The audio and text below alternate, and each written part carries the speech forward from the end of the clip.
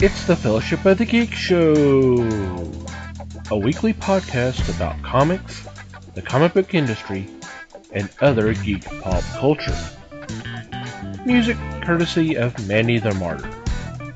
And now, on with the show!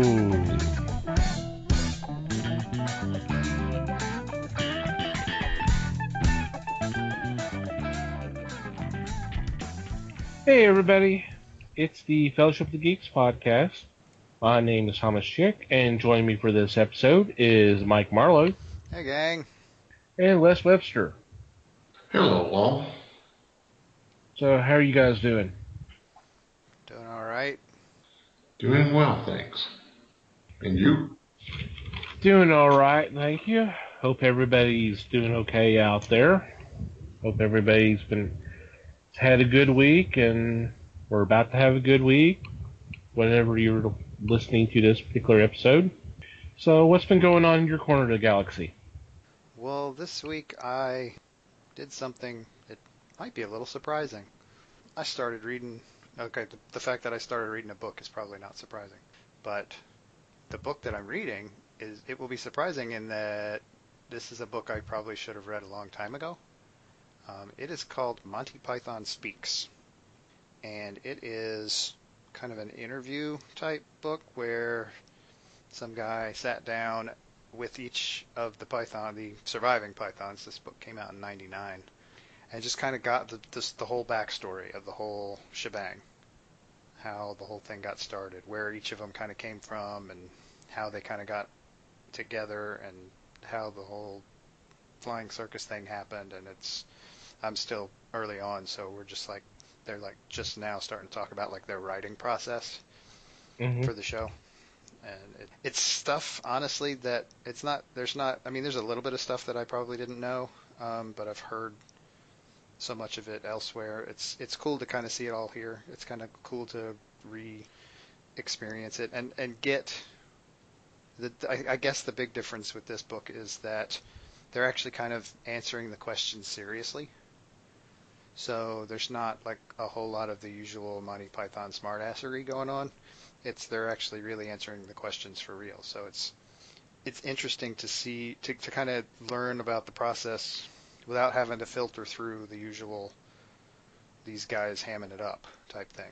So it's pretty cool. That is pretty nice. Yep. How about you, Les?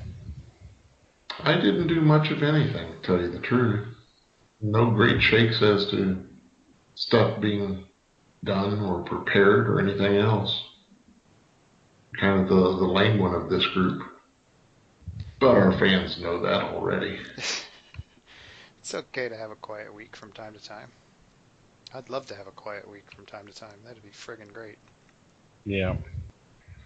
For me, I pulled out an old trade to read again, as if I don't have enough stuff to read.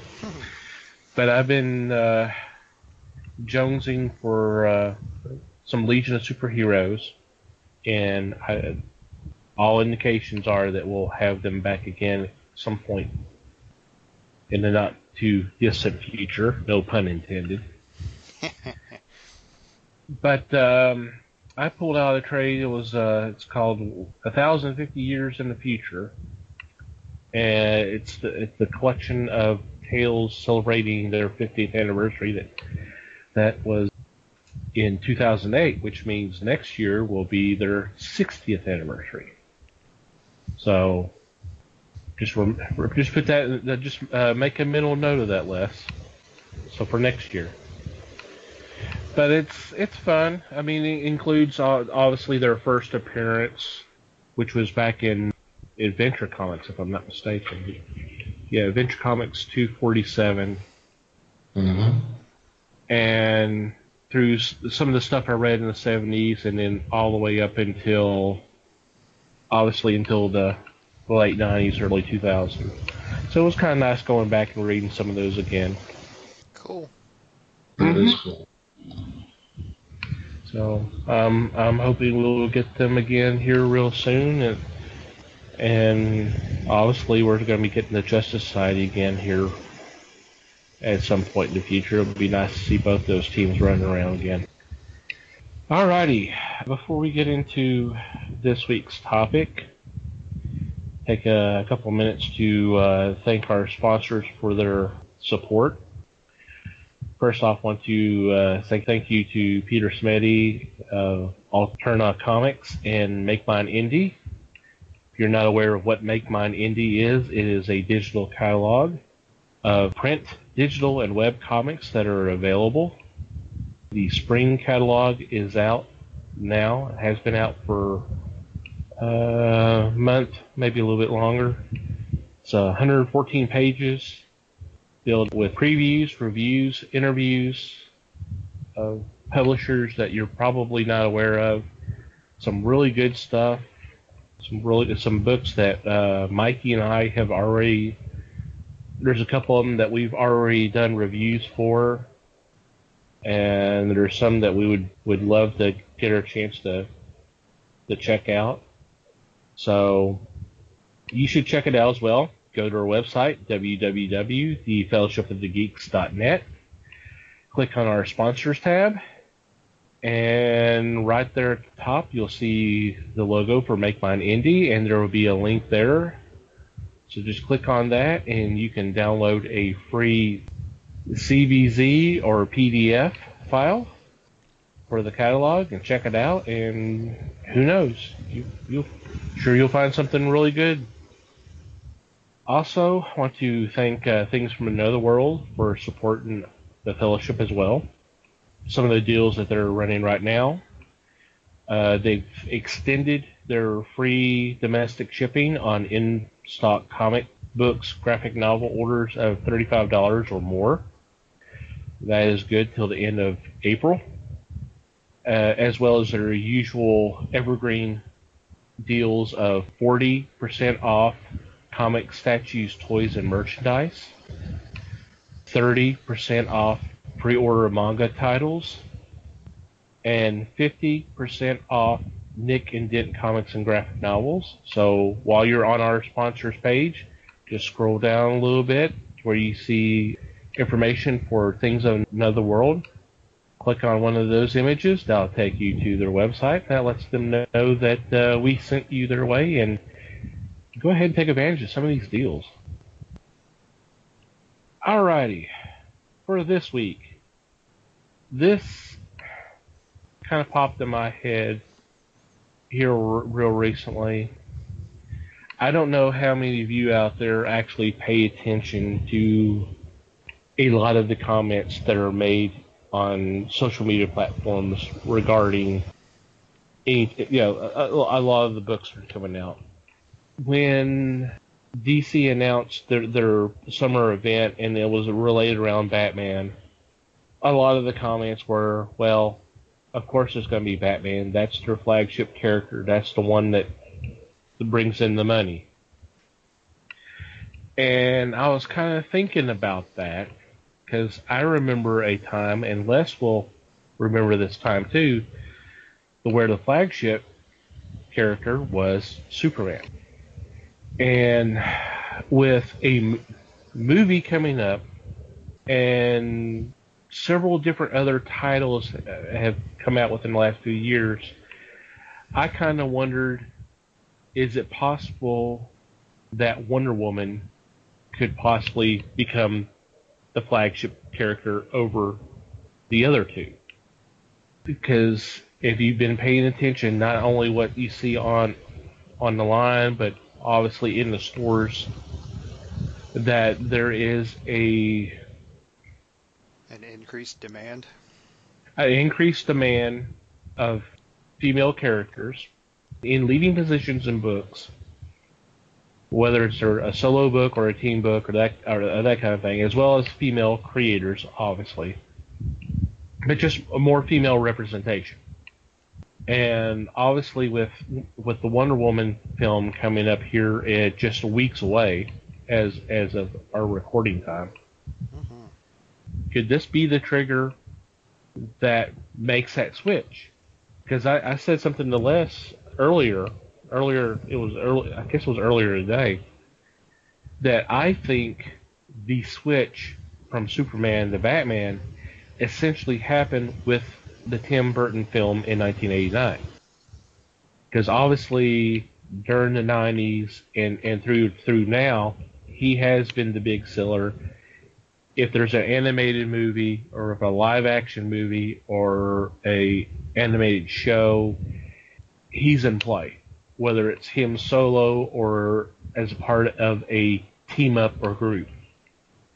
So Or even that's to a certain extent, just a cameo, like in Suicide Squad. But yeah. true. So that is my question, and that's what we're going to be discussing today is, can it happen? Will it happen? Should it happen? Or whatever. I like that spread of questions. That's good. There you go. Very journalistic of you. So who wants to go first? Since I'm probably the least qualified to do this, I'll go first. Alrighty. Woohoo!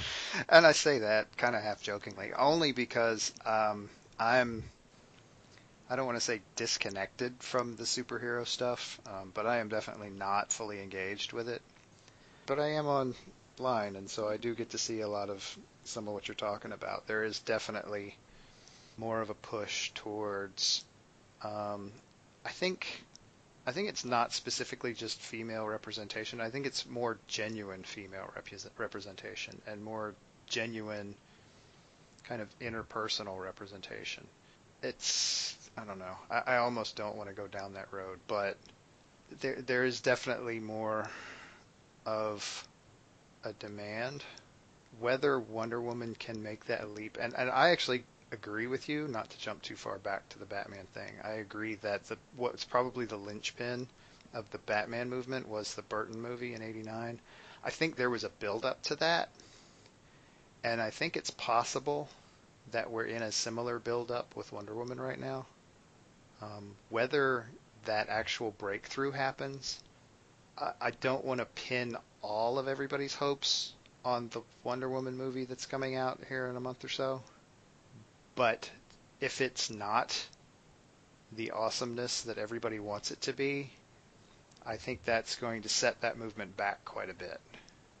It's a niche that Marvel is not currently fulfilling in their uber popular movies series right now. They just kind of haven't gotten there yet, I think.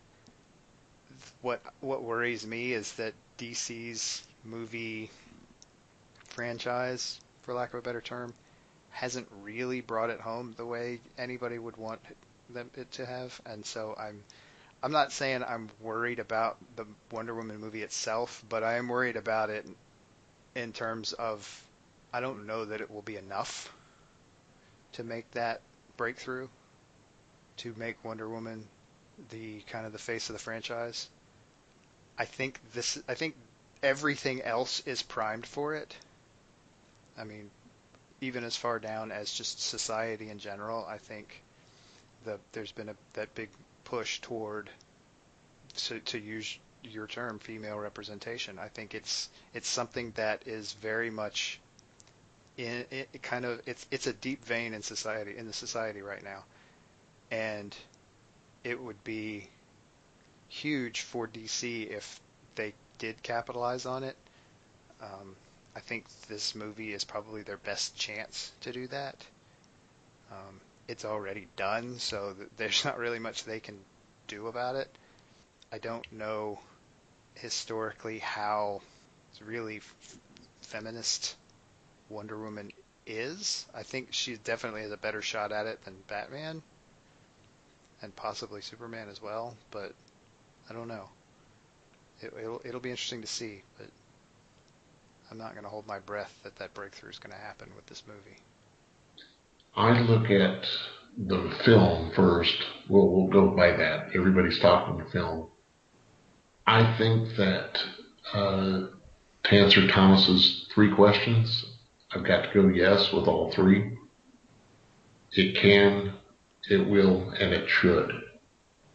I think this film will open the door for DC because this gives you a background for a different character than what we have seen so many times before.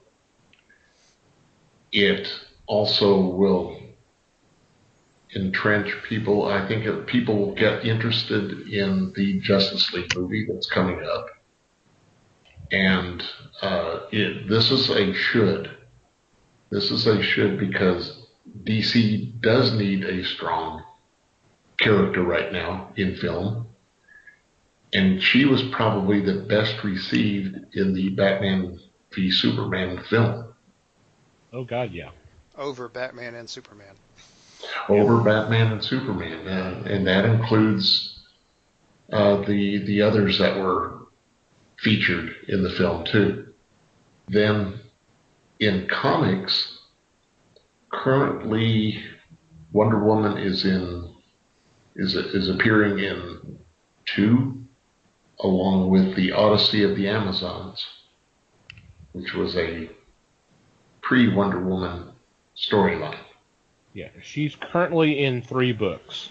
3, yes, I forgot about the Bionic Woman. Well, I wasn't even counting that, but you got that, too. Yeah, that's not even a DC book, but yeah. She's in that. Yeah. Which is also cool. Yeah. But, yeah. I'm sorry. She's currently in Wonder Woman, obviously. She's in Justice League, and she's also in Trinity. Yes. And Trinity is a fun read. She just had her 75th anniversary. Mm-hmm. And I think this will be, like I said, this will be a character that is going to get stronger both through the film and after the film. After people see it, they will start looking for storylines featuring her. Right. It's going to be the next step, of course, for the Justice League movie, which to me is going to, I'm a homer, I guess, but I think it's going to be phenomenal. You know me, I lean more DC than Marvel. I do like both of them. I'm cautiously optimistic about the Justice League film. I'm hoping the Wonder Woman film is great. I think there's a lot of people out there that do. This could be significant. As y'all already mentioned, Marvel has not gone this route yet. I mean, it won't be until another 2 years before their first female-led film, Captain Marvel, comes out. Mm-hmm. So, and there's been screams for a Black Widow film for pretty much since she first appeared. If not in Iron Man 2, definitely after the Avengers, there's been a demand, and whether that happens or not, who knows. I would like to see this happen. I would. It would be interesting. It would be a nice change of pace.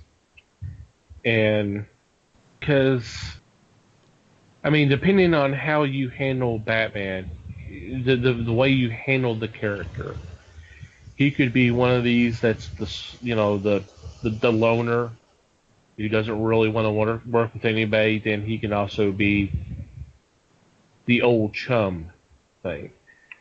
And Wonder Woman has really never been that way. She's always been kind of the one. I mean, she's been a warrior, but she's always been a compassionate person. So it would be cool.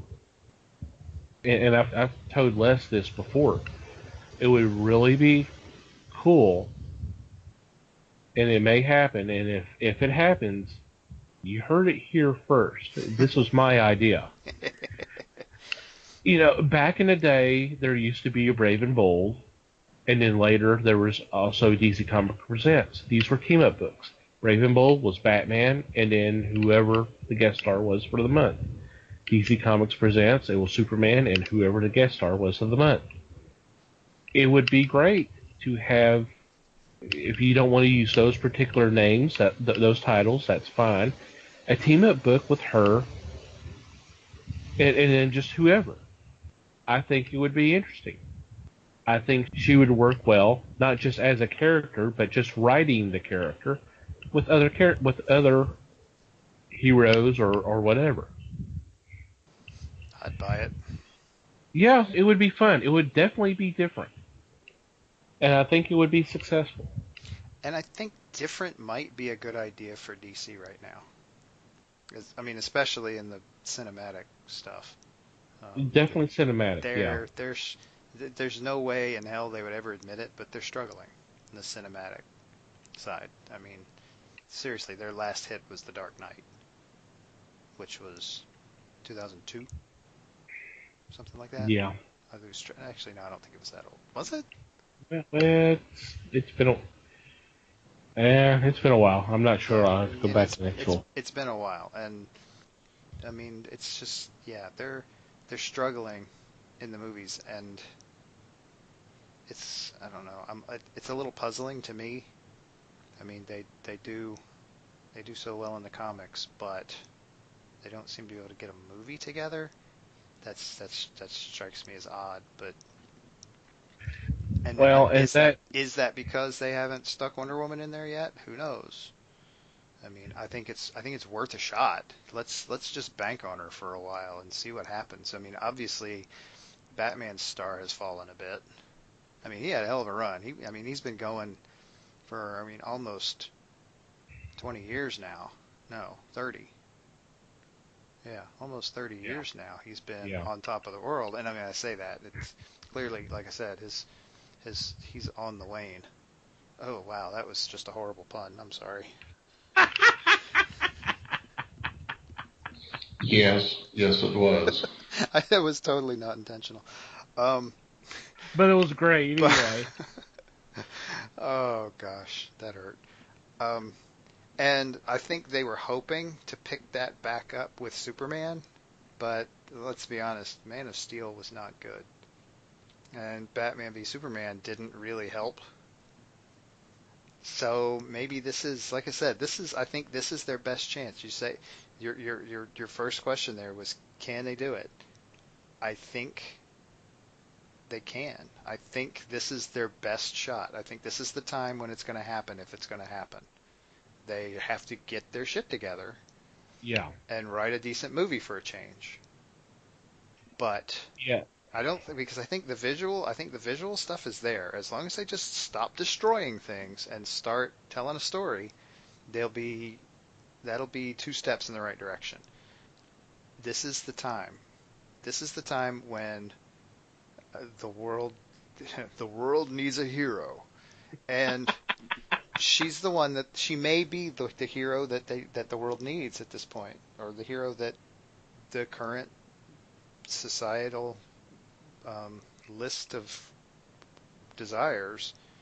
I'm not even saying that right, but this is the time for it, and if it's going to happen, it needs to happen now. Right. So can it happen? Yes, absolutely. Will it happen? There's a lot of variables there. This is going to have to be one hell of a movie for it to happen. I mean, it's obviously not going to happen in comic books alone. Whatever they do with the books, however many titles they give her, isn't really ultimately going to matter. They need to make her the face of the film franchise. And A, are they willing to do that? And B, can they write the movie that will do it? I don't know. I think that's where this starts to fall apart a little. I hope they can. I don't know. Should it happen? Absolutely. I see no reason why it shouldn't happen. I think they'd be fools not to think about it. Just for the sake of, there is a big audience that really wants something like that right now. I think you may be looking at the first DC movie that does not have an extended background. I don't know that they would try to toss that in, the creation of Wonder Woman, in this movie. Everything I've seen from the trailers is, let's step up and start fighting. But well, go ahead. Go ahead. No, go ahead. No, please. go ahead. No, go ahead. Finish your thought. I just thought that they are not going to try to stretch this movie and tell hers like they have retold Superman and Batman oh so many times. I think this is going to be one of those that they're not going to rely on that backstory. Maybe in passing it'll be told, but not, say, the first 30 minutes saying, okay, this is how we got here. That would be a refreshing change of pace. Because I'm not going to lie, one of the reasons I've pretty much stopped watching the superhero movies is because I'm getting sick of origin stories. I don't care. You know, if I don't know it by now, telling me the origin story is not going to change my mind. I've already given you the money for the movie. You do not have to sell me on this character. And you certainly don't have to sell me on a character you've sold me 7 times before. So I'm all for blowing off the origin story. You know, like you said, tell it later. Either tell it later or tell it with her and what's his nuts in a bar or in a coffee shop talking about where she came from. Who cares? You want to have some fun? Yeah, she goes through the movie, fights the fight, wins the whole thing, gets to be a star. Lois Lane walks up and starts interviewing her, and that's how you find out about her origin. There you go, DC. There's one for free. You want to tie shit together? There you go. Yeah, I'm glad. You heard it here first. I'm glad What's His Nuts is going to be in the film too. I can't remember what the hell Steve. What the hell's his name? Trevor. Steve Trevor. I just blanked on it there for a minute. I almost said Chris Pine, but that wouldn't have been good. But with What's His Nuts, I thought you were talking Unbeatable Squirrel Girl. Oh, yeah, there's your Suicide Squad 3 movie right there. Squirrel Girl shows up and kicks all their asses. That'd be hilarious. Well, right now, since you brought that up, Harley Quinn is the flagship for DC, both in film and in comics. You put Harley in a story and it's going to sell. You put Harley in the movie and she was the main person. She was the one that everyone focused on throughout Suicide Squad. Well, it helped that it was designed that way too. I told you one of the problems I had with the film was there was a couple times there was a cut scene that they had to show Harley. It's like, oh, by the way, she's here. And I'm like, I know she's here. You don't have to show her. That's fine. Let's move on. You are actually not the only person I've heard make that complaint too. So, but anyway, I have heard that elsewhere. Well, that's good. I'm glad I'm not the only one to that. Right. Yeah. See, and I'm glad Harley Quinn is popular, and I'm also glad that they've found ways to make her not absolutely bug nuts anymore, or whatever they've done. I haven't really paid that much attention. I'm not gonna lie, but the fact that she will sell a book doesn't mean she should be the face of the franchise. And it does. I mean, fortunately, they're kind of that's kind of, I don't know, in a sense, an offshoot of the franchise. So that's not a bad thing. You don't want Harley Quinn to be the face of DC. That would be awkward and weird. If for no other reason than because she used to be a bad guy. Right. This is a dangerous road to travel. Mm-hmm. But then you look at Punisher or Deadpool, which are anti-heroes, and to me that is half a step away from being a criminal in that series too. Sure, totally. I mean, they are people who murder other people for whatever reason. Yes. Be it revenge or money or whatever. I think we could argue shades of gray on that too, but just that might be fun at some point. But I mean, and you could also argue that those characters are, in a sense, an attempt by Marvel to capitalize on Batman because of the darkness in Batman. I mean, even though that's kind of been rewritten several times. I don't know. They're both darker versions, but True, very true. the dark side sells. Well, in the case of the Punisher, he was pretty much created out of what was going on in the 70s, because we had like the Dirty Harry and those type of movies, and that was basically, oh well, we can create a character similar to that. So that's the kind of the vigilante or not by the book cop, that kind of thing. Mm-hmm. Sure, absolutely. Yeah. And I mean, who's as far as comics goes, who's the original vigilante? Batman.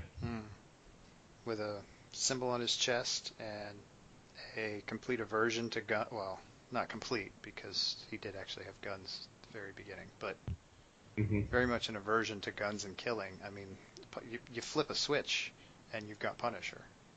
It's not even all that well concealed, but I digress. That's not, we're supposed to be talking about Wonder Woman here. Right. Not my opinions about the Punisher.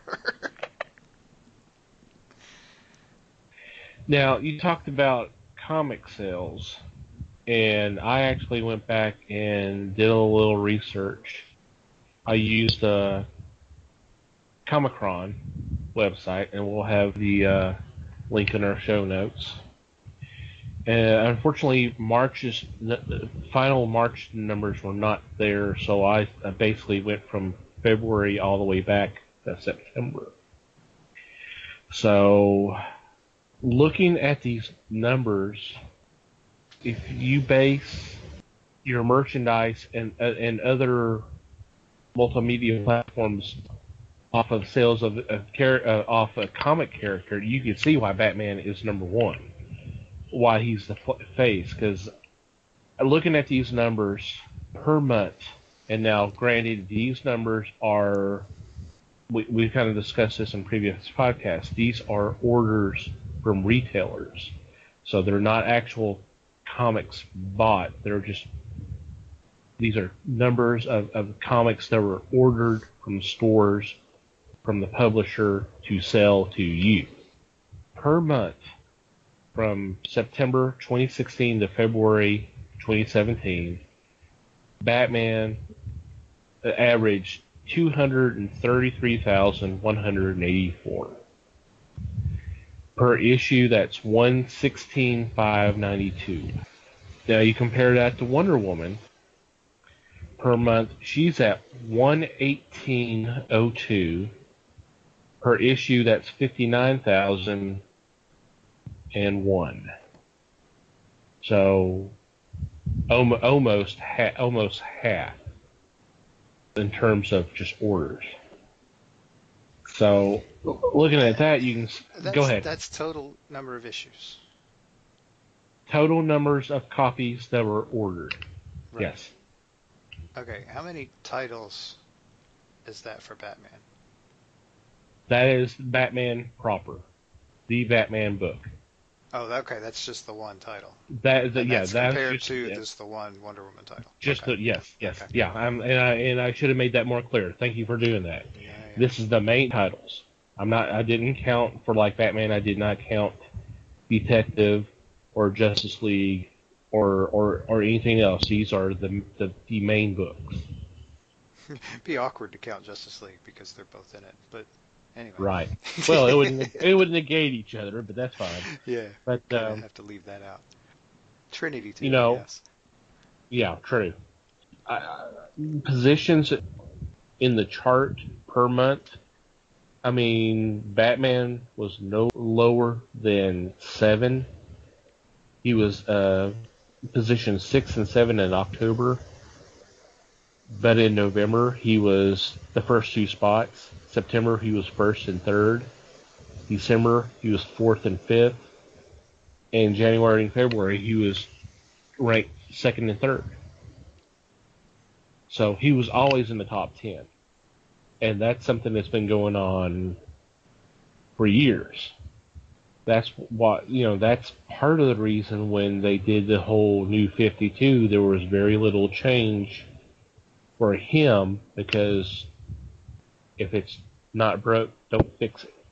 Where conversely, here's positions and charts for Wonder Woman, starting with September going to February. 21 and 25, 31, 34, 25, 30, 32, 33, 29, 30, 22, 26. So she's not there yet. So she's not there yet in terms of comics.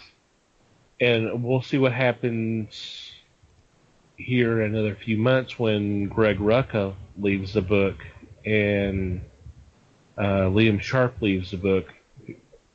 You know, Nicola Scott's already left. So it's going to be interesting to see what happens right around. I think their last book is 25. So there was a lot of excitement about Rucka coming back writing this book. So it's going to be interesting to see where the numbers go after this. Do we know who's going to take over? The first 5 issues is going to be written by, I think it was Shay Anderson. Was that right, Les? She was a writer of the DC Superhero Girls books. Yes, I think so. She's committed to 5, and who knows what happens after that. She could, they might keep her on after that, or this may be just a little stopgap until they get someone else. We'll just have to see. But there was, I would have to go back and look at the artists too. But there was a little bit of a bit about being a female creative team writing or doing Wonder Woman, because the artist was going to be female as well. So, which is cool. So, I mean, we'll just see where it goes. Yeah. I think Wonder Woman in print is one of the strongest female characters. You do have Red Sonja or Vampirella, yet they are in a different logic, plus the fact that they are done essentially in series, mini or maxi. They haven't held a solid title, an ongoing title, for quite some time. In Marvel, you've got, I guess, the strongest character, the female character they have is Gamora.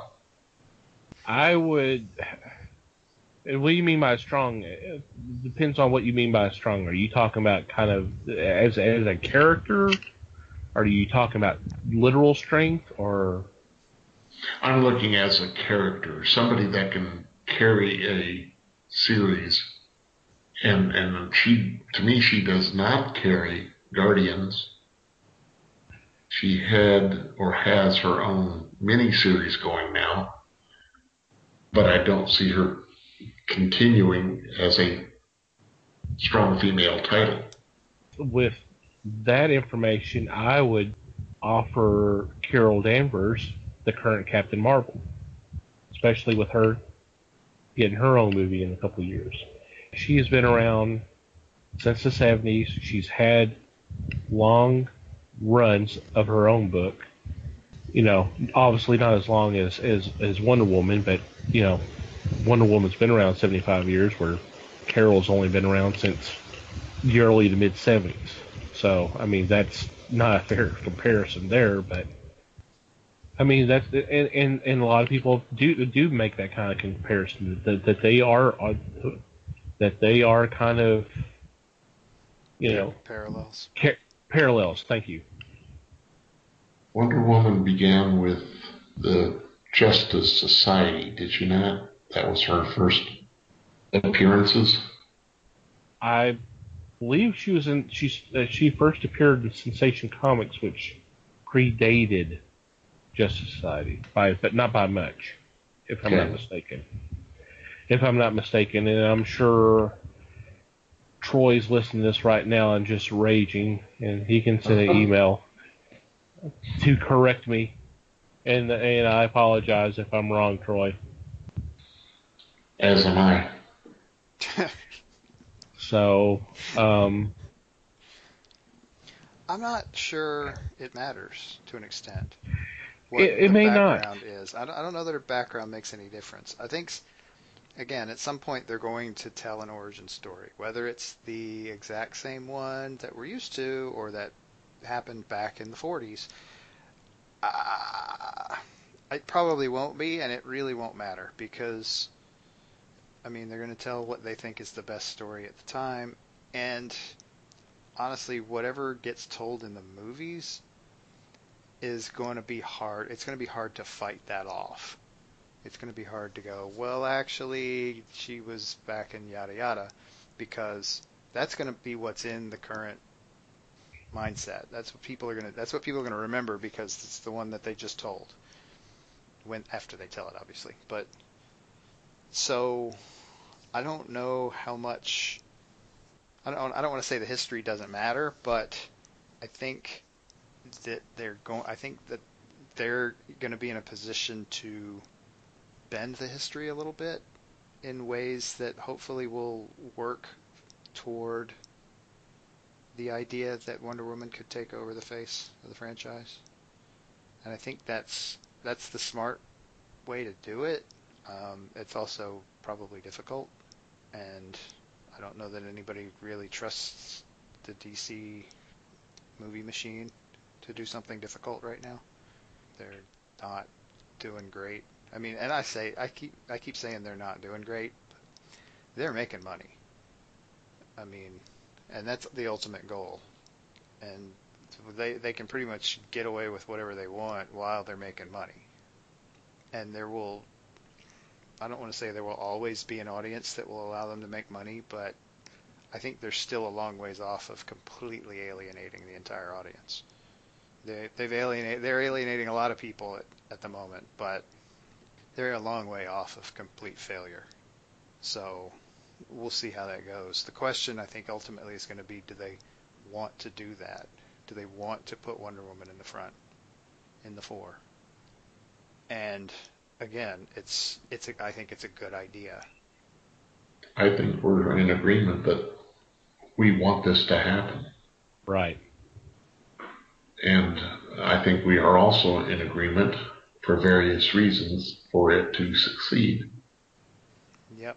So now, what's Geoff Johns' number? Let's call him and tell him. Geoff Johns, if you're listening, feel free to. We would be happy to have you on our show to discuss this. We should post his number. So. Oh, that would be such a bad idea. Not that we even really have it. I mean, let's be realistic. Now remember, this is Les Webster that said that. Not Mike Marlowe, not Thomas Chit. Even I can hear the beeping on that one. Jeez.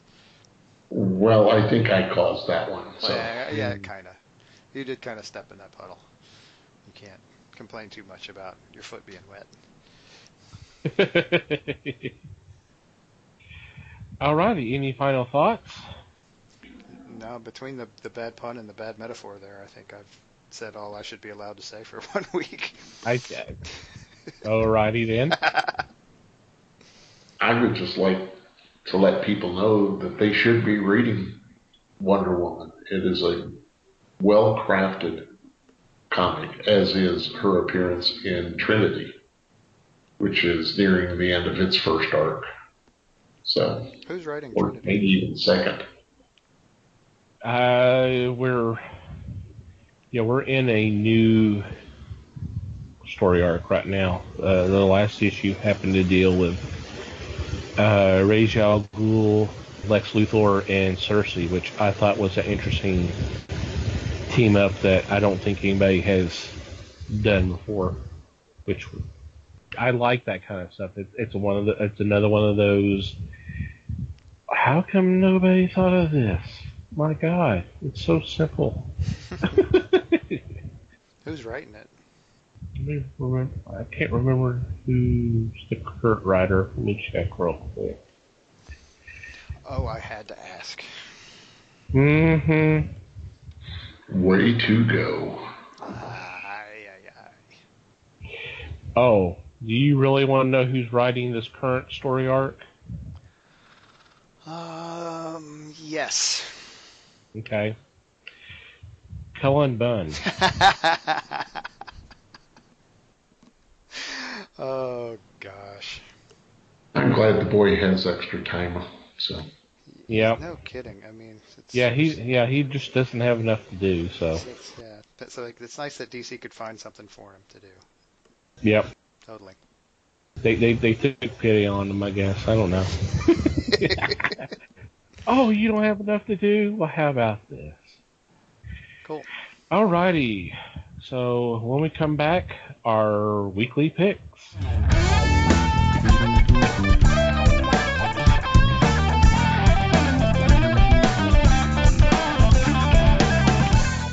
And we're back. It is time for our weekly picks, and leading off is Les. Thank you.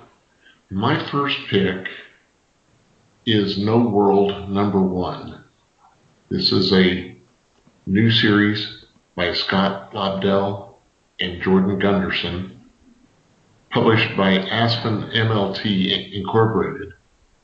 And the MLT refers to Michael Turner, who was one of the founders of Aspen Comics, and one of his creations is still going on, Fathom. This is going to be a tough comic to describe. In this, there is the Aspen universe, but this new comic is in and out of the Aspen universe.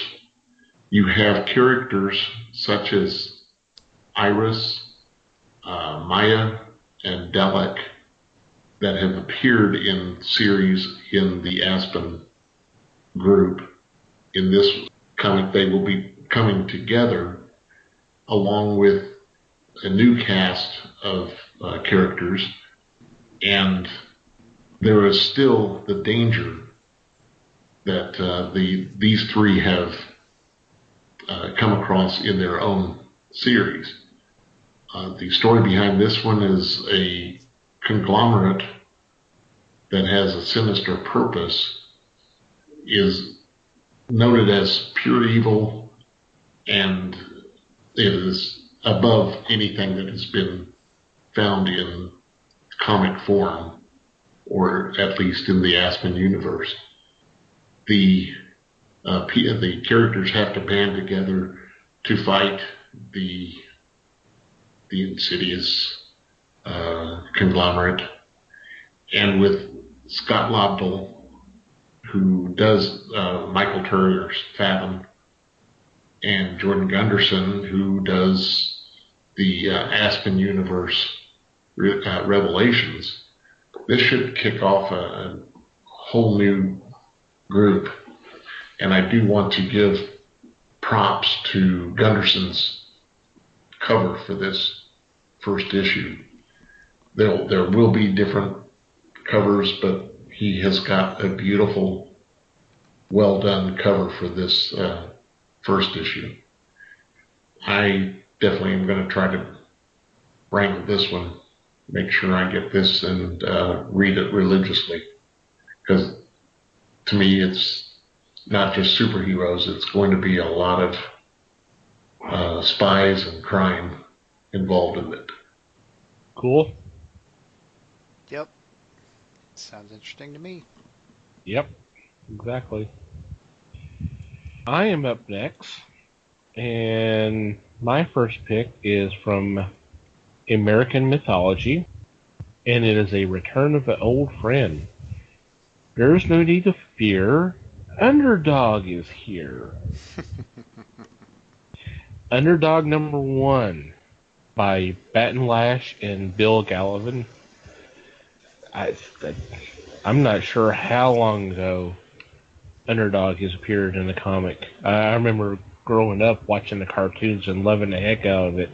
But it looks like American Mythology is bringing them back. I mean, they brought back Pink Panther successfully, and they're bringing back Rocky and Bullwinkle and a lot of those. So it's nice to see some of these classic cartoon characters return and find a new audience, as well as rekindling interest in some of the older fans. I know Les is already on board for this. I am, obviously. So it'll be cool. Yep. Been a long time since I saw any Underdog. Yep. It's not something they show these days. Yeah, not so much. Bummer. Yep. And have it written by Bat and Lash is a plus. Yeah. The man that brought you Wolf and Bird, the attorneys for the Supernatural, which was fun read. So I can see him doing a little twist in this too. Well, we shall see. Alrighty, Mikey. Okay, from Underdog, I'm going to take it a little darker. My first pick is an Surprise. Image. Huh? Oh, yeah. It's surprise. Darker and Image. Surprise, Darker and surprise. Image. I know. I'm so predictable, I tell you. God. But no, I saw this one, and I mean, I practically squealed when I saw this one in the list. Because Black Monday Murders is back with issue 5. We got a new arc. This is written by Jonathan Hickman, drawn by Tom Coker, and we've clearly talked about this before. I know Les and I are both huge fans of this book, and I am really excited to get more. I was really hoping this one would come back. Like I said, this is new arc. This book. If you don't remember. The first arc was essentially a murder mystery in a world where there was a lot of conspiracy type stuff and some occult type stuff going on, with a detective with some unusual abilities, and I'm ready for more. I have a feeling I'm going to have to go back and reread 1 through 4 to make sure I don't get my brain in a tizzy. What a terrible burden, too, right? Yeah. And the nice thing, too, is, Mike, is that you can get the first arc in trade now. Yeah, it just came out very recently. Yeah. So if you want to latch onto that and then carry it forward, that's one way. The first arc was a very dense read, so it wouldn't be a bad idea, just in case they go off onto some weird stuff. I mean, it'll be weird stuff, and that's the best part as far as I'm concerned. True. Yep, I'm ready. As am I. Alrighty, Les. My second choice is from IDW. It is The Legacy, Rules of Engagement, #1, a 5-issue series by Christopher Farnsworth and Antonio Fuso. I am a big fan of this television program, 24 Legacy. It is told in a similar fashion to the original series 24, with several returning characters and a new hero in this one. What this Rules of Engagement is going to give you is a background story for the hero Eric Carter, and you'll be able to see how this will fit with the television series itself. There are a lot of twists and turns in the television series. This, I think, will straighten out a few of them and introduce some intriguing options that will be coming up on TV also. Cool. Yeah, I had no idea this was coming, actually. I was a little surprised. It seems like a natural fit for a comic series, too. So I think it will fit better than the 24 series that had been printed previously. Alrighty, cool. Nice. My second choice is also from IDW Publishing. Is Night Owl Society #1, written by James Venhaus, a Fort Worth native, so he's a local boy. Mm-hmm. Art by Pius Bach, or Bach, B-A-K. forgive me for mispronouncing your name, is about a group of misfit students who tackle the local mob after one of their own is killed. And this actually takes place in Dallas. So when you pick up the book and start reading and looking at the picture, at the images, you're going to be seeing a lot of Dallas locales. You're going to see a lot of sites, a lot of famous Dallas sites, which is cool. I have read this. I have read this book before. It was originally a Kickstarter, and that may have been how I had read a copy before. But I need to go back and read it again because it's been a while. But I seem to remember enjoying the heck out of this. So I'm glad that it's been picked up and it's going to have a greater opportunity to get into other people's hands and enjoy the book because from what I remember, it was pretty cool. So congrats to them, and can't wait to see how the general public responds to this book, which I'm sure will be favorable. Sweet. Mm-hmm. Mikey. Alrighty. I have a bit somewhat lighter fare for this one. This is an IDW book, and it is called Real Science Adventures #1. And this, they've actually done a similar run of this before, but they're kind of going back to it now with their new publisher. This is from the guys who brought us Atomic Robo. This is kind of their sort of an anthology series with some of their sort of side characters, and it's generally speaking, when they've done this in the past, it's been a whole lot of fun because you get to interface with some folks that you kind of have seen here and there. And in this one in particular, one of the stories is a group known as the Flying She-Devils, who were a group of women that Robo ran into on an island in the Pacific, kind of in a World War II era time frame. And so we get a side story with them kind of in the lead. And this, I mean, it's the world of Atomic Robo. I mean, how can you go wrong, right? Hear, hear. This should be exciting with the She-Devils coming back. They're a lot of fun. Kind of funny we did 3 IDW books in a row. Nope. Yeah. Don't usually do that of one particular publisher. We may get a couple of them, but all 3 of us. That's kind of funny. It's good that it's not Image this time that we did it with, because we have done that before. Well, that's true. Okay, I stand corrected. But yeah, it's cool. Alrighty. Yeah. Any honorable mentions this week? Les? I want to give a listing for Starhawks coming out by IDW. Sorry. 4 in a row. This is a hardcover volume 1 of the series by Ron Goulart and Gil Kane. This was a comic strip in the newspaper back from the 70s.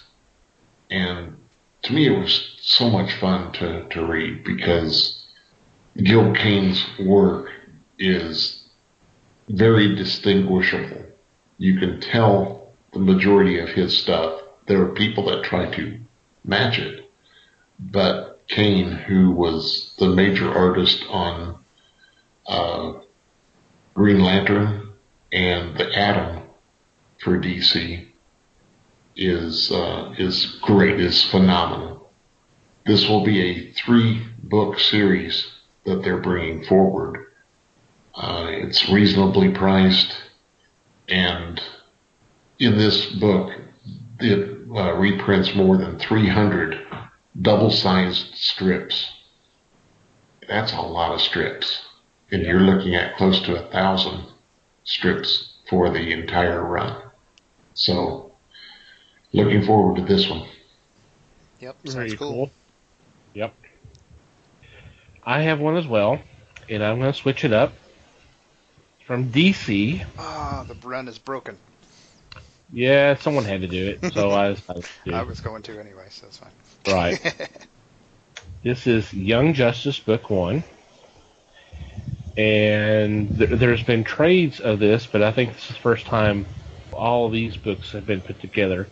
This collects Young Justice 1 through 7, JLA World Without Grown-Ups 1 and 2, Young Justice The Secret one-shot, and then Young Justice Secret Files number 1. This was the book that Peter David wrote, and there was a bunch of different artists, but I think Todd Knock was one of the first artists on the book, if I'm not mistaken. I enjoyed the heck out of this book when it first came out.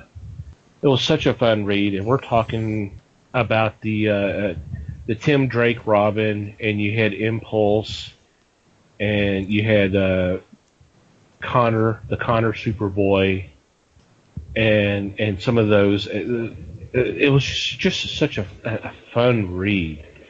So I'm glad that this is being made available again, so I can pick that up and check it out again. I'm looking forward to that too. Yep, sounds cool. Yep. Mikey. I've got The End of an Epic for my honorable mention. It's a Dark Horse book, and it is the end of the 17-part series Life and Death, which is based in the Alien, Predator, Prometheus universe. The final issue is a Prometheus-based one-shot, and it has been quite a story. I have actually enjoyed it quite a bit, and so it will be kind of sad to see this end. Sort of sad.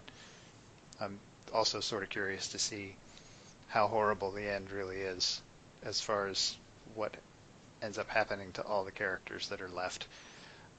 But it was an Alien Predator thing. What did you expect? You couldn't possibly have expected everybody to survive. So. Right. It usually doesn't end well. Oh no, it tends not to. It was one of probably the best line in the fourth Alien movie was they had this funky weird story which they ended up cloning Ripley, and so they're talking to this clone. The characters are talking to this clone. One of them was like, "So you faced these things before?" And she looks at Ripley. The Ripley clone looks at her and goes, "Yeah." And he said, "Well, what did you do?" And the Ripley clone looks at her and says, "I died." And she turns around and walks away. Yeah. Anyway, that was a great line. That was probably the only good line in that movie. But anyway, this is me fully admitting that I watched that movie, so that's all right. But anyway, yes, 17 issues, nice long story, lots of bouncing around, lots of aliens, lots of predators. I mean, lots of predators. That was really fun. That was a fun issue. And so now we're ending it up with one little return to the engineers. So cool. Nice picks all around. Any special shout outs this week? Nah, not that I know of. How about you, Les? Nothing here, thanks. Okay. Alrighty. Well, I'll go to our regular ones then. First off, Manny the Murr for the awesome music for our podcast, our opening and closing credits and all that. Awesome musicians, great group of guys. You want to check out their music, there will be a link in our show notes, or if you go to our website, www.thefellowshipofthegeeks.net, and click on podcasts. Check out, there's their logo. You just click on that, and I'll take you to their page.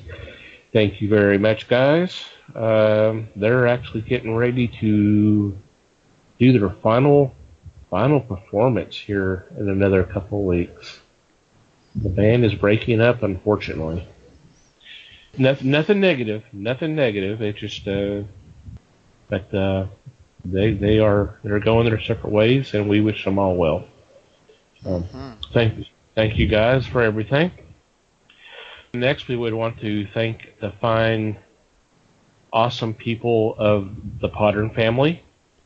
It's a group of podcasts on Twitter who retweet other people's links to their podcasts. Any kind of podcast you can think of that you might be interested in checking out, go to Twitter and do a search, #PodernFamily. That's one word, and you'll find whatever you want to, what floats your boat.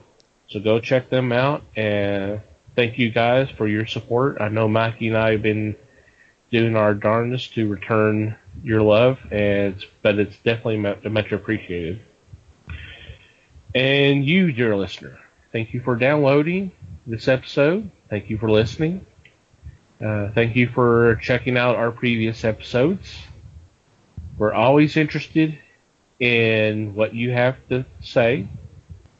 Any feedback would be greatly appreciated, whether it's a comment, a suggestion, a question, whatever. Feel free to contact us. You can contact us through the website, www.thefellowshipofthegeeks.net. Click on our About Us tab, and there's a form you can fill out there. Or you can just shoot us an email at thefellowshipofthegeeks.net. You can follow us on Facebook and send us a message that way. The Fellowship of the Geeks, that's one word. And we're also obviously on Twitter as well, at Fellowship Geeks. Follow us there and shout out to us if you'd like. Mikey has his own personal Twitter account, at Mikey Geek. I have one as well, at TomTCGeek. Feel free to follow us there. Let us know what you think about our show, or just say hi, and we will respond in kind. Wherever you download this episode, or previous episodes, whether it's through iTunes, or Google Play, Stitcher, or if you just listen to us on YouTube, because we are available on YouTube as well. Please, rate us, whether it's a thumbs up, thumbs down, a star system, whatever. Please feel free to do that. And if you have an extra couple of minutes, a review would be awesome. It would be much appreciated. Question of the week? Question of the week. Are you, dear listener, ready for Wonder Woman to be the face of DC? There you go. Sounds good. Anything else? Did I leave anything out? I don't think so. I think you nailed it. I think you covered it. Alrighty. So Thanks, everybody. Yeah, I was about to say, are y'all going to say thank you for listening, guys? Yeah, definitely. Thanks for listening.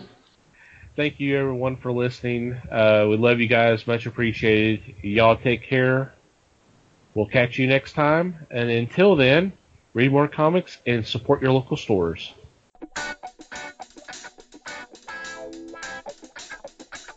We thank you for listening to the show. Comments, suggestions, and questions can be sent to email at thefellowshipofthegeeks.net. You can follow us on Facebook at The Fellowship of the Geeks and on Twitter at Fellowship Geeks. Until next time,